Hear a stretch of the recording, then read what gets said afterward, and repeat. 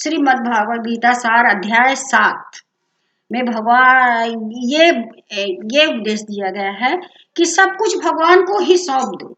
इससे सबसे श्रेष्ठ ये है कि सब कुछ भगवान को सौंप दो।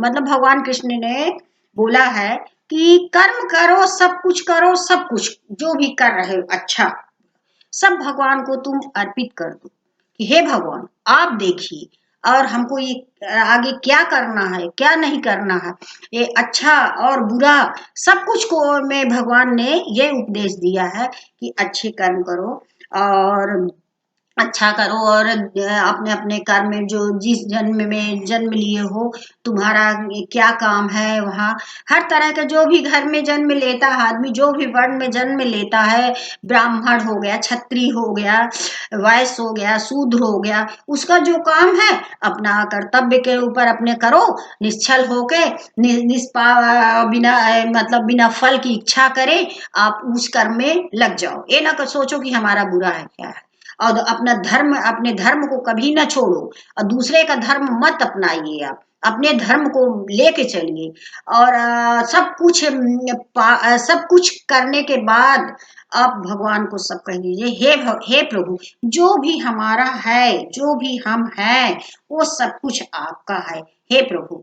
और हम कभी अहंकार ना आए हमारे मन में, आप ही हमको शक्ति दो, क्षमता दो, उनका नाम लो कि हमारे अहंकार ना हो। हम ऐसा ना सोचे कि हम ये सब काम करें, हम ही या करें, हमारे द्वारा ये किया गया है, ये सब नहीं सोचना क्योंकि भगवान ही ये सब चीजों को घमंड नहीं किए हैं। भगवान ही अपने आप को ऐसे नहीं बताए हैं, जहाँ जहाँ जैसी जरूरत पड़ी वहां वैसी प्रकट हुए, जन्म लिए, उस जात में जन्म लिए, उस कर्म में जन्म लिए और उस काम को किया है उन्होंने और धर्म को अपने बचाया है। जहां जब जब धर्म की हानि हुई तब तो भगवान आके प्रकट हुए हैं। तो ये गीता में यही 7वें अध्याय में यही उपदेश दिया गया है कि आप एक तो समभाव सब कुछ एक समान देखिए और एक समान मानिए। जैसे कि हमारे 4 पुत्र, हम चारों पुत्रों को एक समान माने, क्यों किसी को छोटा बड़ा कुछ भी परिवार में किसी को माने, सबको समभाव से देखें और किसी को बुरे भाव से न देखें और किसी से द्वेष न करें, क्रोध न करें, ईर्षा न करें। तो समभाव में भी प्राथमिकता दी गई है।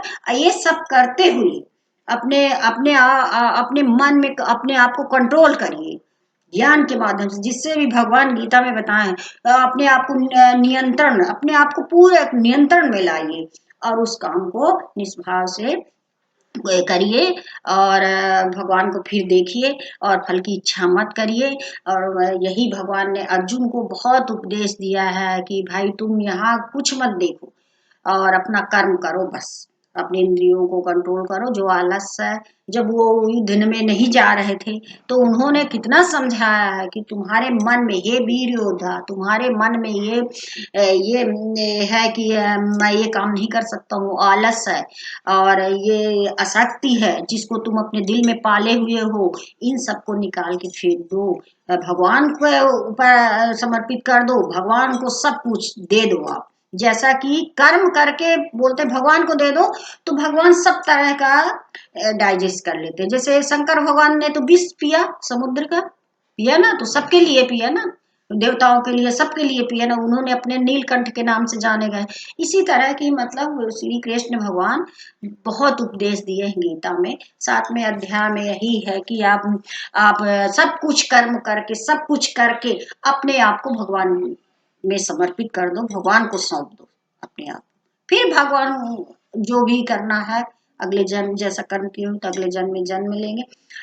जैसे थोड़ा अच्छा कर्म होता है तो भगवान फिर वो फिर से जन्म लेता है और अच्छा कर्म है तो अच्छे घर में जन्म लेगा और जितना तक है उतने रहेगा, फिर चला जाएगा, मृत्यु हो जाएगी। और बुरा कर्म होगा तो जाके फिर जन्म लेगा और कुछ भी कष्ट होता रहता है, बीमारी है, कहीं कुछ है, कहीं कुछ है, मतलब दुख यदि होता है तो पिछले जन्म के कर्म के अनुसार ही होता है। इसलिए यदि हम इस जन्म में जन्म लिए हैं तो हमको यदि दुख है, कष्ट है, मान लीजिए हम गरीब हैं या फिर बीमार रहते हैं तो भगवान से भगवान के पास हाथ जोड़िए, उनका नाम लीजिए। हे प्रभु, सब आपके ऊपर समर्पित है, आप ही सब कुछ कष्ट दूर करो। संतान को कष्ट होती तो फिर माता पिता यही कहते हैं कि हे प्रभु, हमारे संतान का कष्ट दूर करो, पर उनके लिए आप उनका करिए, नाम लीजिए, और आप अपने आप को कंट्रोल करिए, कुछ गलत काम मत करिए, फिर आपका पूरा मतलब आपकी मौत तो टाल नहीं सकती, मृत्यु जन्म और मृत्यु लिखी रहती है, वो कोई नहीं टाल सकता। इतना कि भगवान कृष्ण का भी नहीं टला, किसी का भी नहीं टला, तो हमारा कहाँ से टलेगा।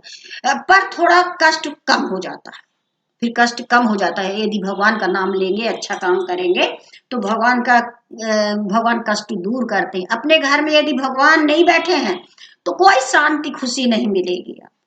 हाँ, भगवान बैठे हैं तो आपको जितना टाइम है उसी के अनुसार आप पूजा करिए। जरूर नहीं कि ध्यान लगा के बैठे रहो, ध्यान ना लगे, क्योंकि भगवान का ध्यान लगाना तो पूरे समय नहीं लग सकता, कहीं कुछ गृहस्थ में। तो ये यही भगवान ने बताया कि अपने इंद्रियों को कंट्रोल करो, मन को कंट्रोल करो, पर धीरे धीरे शायद हम विजयी हो जाए, उसमें विजय प्राप्त कर ले, होने लगे हमारा। तो यही भगवान बोले हैं कि तुम अच्छा काम करो और अच्छे से आओ। 7वें अध्याय में यही लिखे हैं कि सब कर्म करके, अच्छा करके, और आप भगवान को अपने आप को समर्पित कर दो।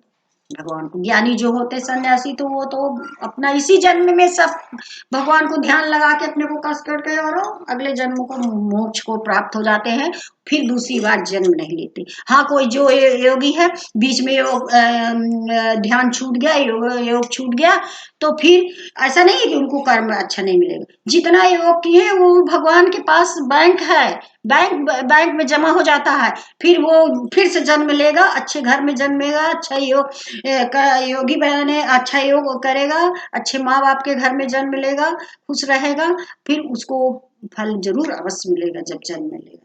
तो मनुष्य तो जन्म लेते रहते हैं, मृत्यु सब होता रहता है, और मौत किसी की टल नहीं सकती है।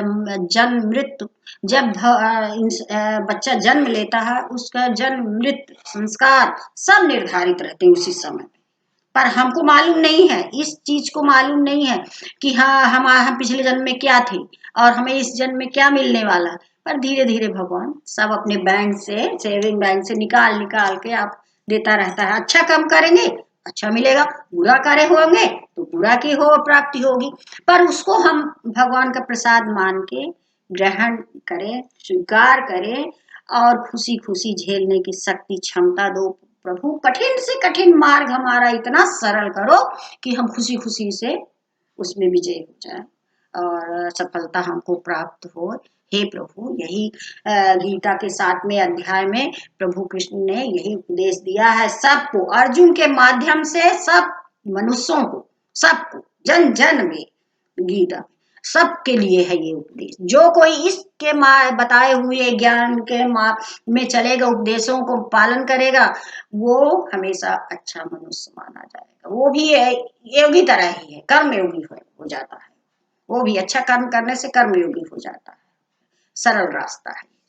हे भगवान, हे जय श्री कृष्ण, हे द्वारिकाधीश माधव मुरारी, हे द्वारिका कृष्णाय वासुदेवाय हरे परमात्मने प्रणतहरत क्लेशम गोविंदाय नमो नमः। कृष्णाय वासुदेवाय हरे परमात्मने प्रणतहरत क्लेशम गोविंदाय नमः। जय श्री कृष्ण।